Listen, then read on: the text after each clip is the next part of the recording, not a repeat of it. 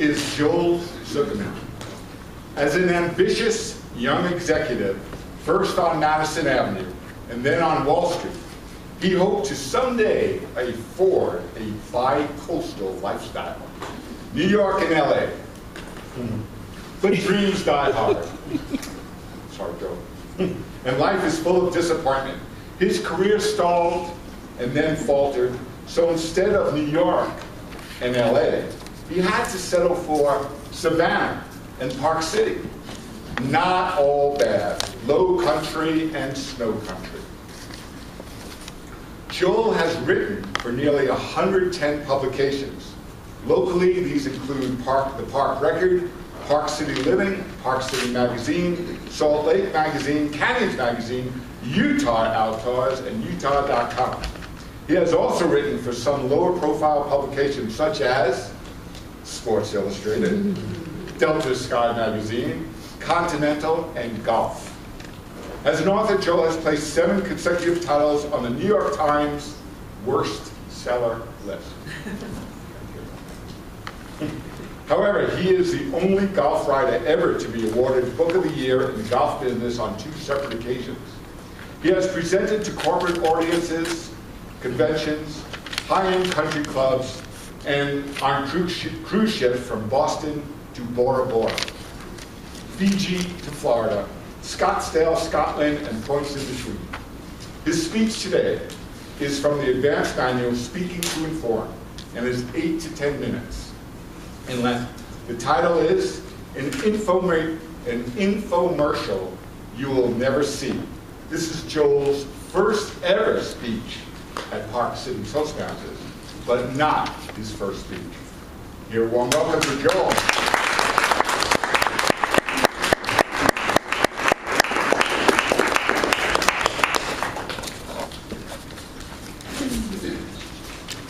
This is 5 to 7? 8 to 10. 8 to 10. John's speech. Good morning, Toastmasters and guests. My name is Stanley Duff, Infomercial King. But please, call me Stan. I'm an iconoclast and the inventor of dozens of useless gadgets and gewgaws that many of you have in your closet today. I am the marketing guru. Well, some say the marketing genius. Behind the Thigh Master, the Thigh Blaster, the Ab Cruncher, the Ab Buncher, the Butt Ripper, and the Butt Zipper. But today, I'm going to introduce to you a revolutionary new product that will change the way you think about fitness. Introducing the Stand-Upper Fitness Technique. Toastmasters guests, are you tired? Achy? Wish you had more energy? Craig? Where's Craig? Do you wish you could run faster? Sue Ann, do you wish you could serve that tennis ball with more velocity? Absolutely. Fred, I know you wish you could bike faster. I have it on good authority that Fred rides his bike just fast enough to keep from keeling over. Well, the Stand-Upper Fitness Technique is just what you need. Now, I know what you're thinking, Marty. It's too expensive. Well, today, the Stand-Upper Fitness Technique is absolutely free. Today and every day. Now, I know what you're thinking, Derek. I don't have time to go to the gym. I have to practice my instruments. Well, you can enjoy the Stand-Upper Fitness Technique in the privacy of your home or dorm room, just minutes at a time. Now, I know what you're thinking, Daniel. I don't look good in spandex.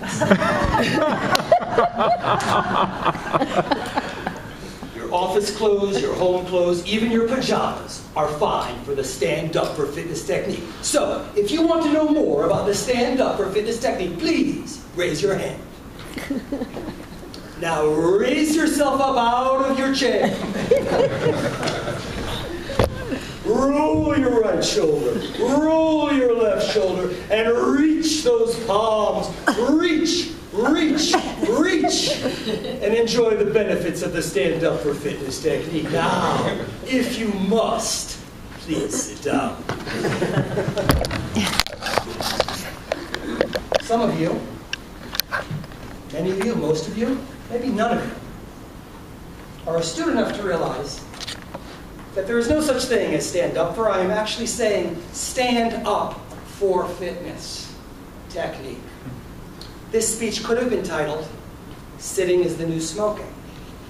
But none of you have heard me speak before, and when I speak, I do so using subterfuge, misdirection, so as not to give away the ultimate subject of my speech. So raise your hand if you have ever heard the expression, sitting is the new smoking.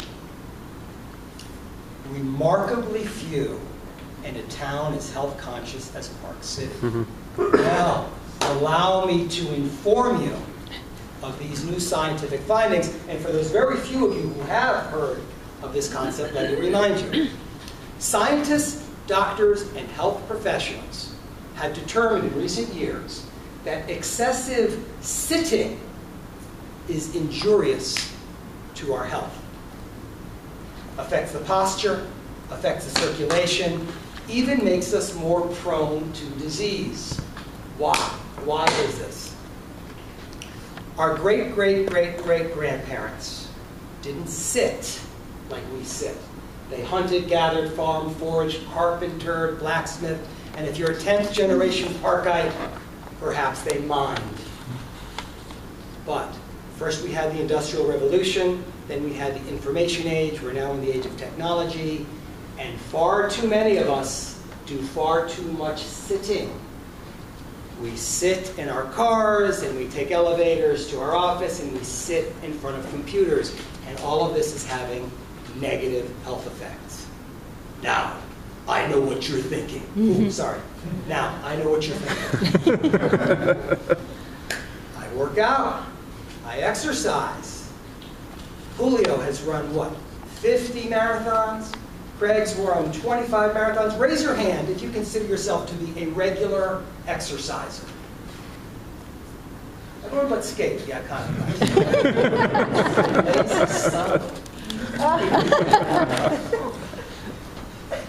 Yes, we're all exercisers. Just last week, a couple of us went out on our mountain bikes for 2.5 hours after our meeting. But here's the thing. It doesn't matter if you exercise an hour a day. It doesn't matter if you exercise 2 or 3 hours a day.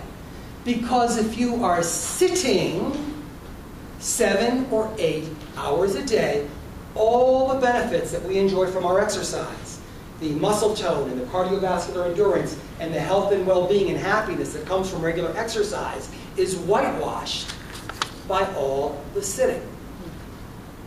So here is the final, and in many ways the most important point. Some of us in this room are pushing 40. Or pulling 50. And therefore I will extrapolate that we're probably not out clubbing. We're not out nightclubbing. You might be, you might be. So, if we're not out dancing at night, the odds of us doing something sitting at night are extremely high. Let's think about it. After you have your dinner, which you're probably going to have, doing what? Sitting. You're going to be doing one of a dozen things.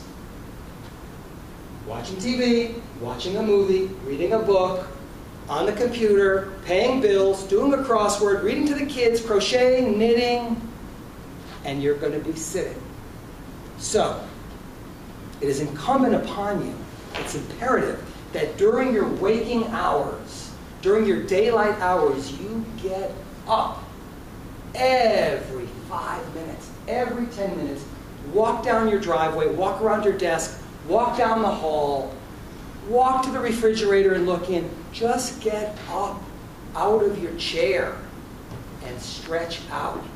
Sitting is quitting.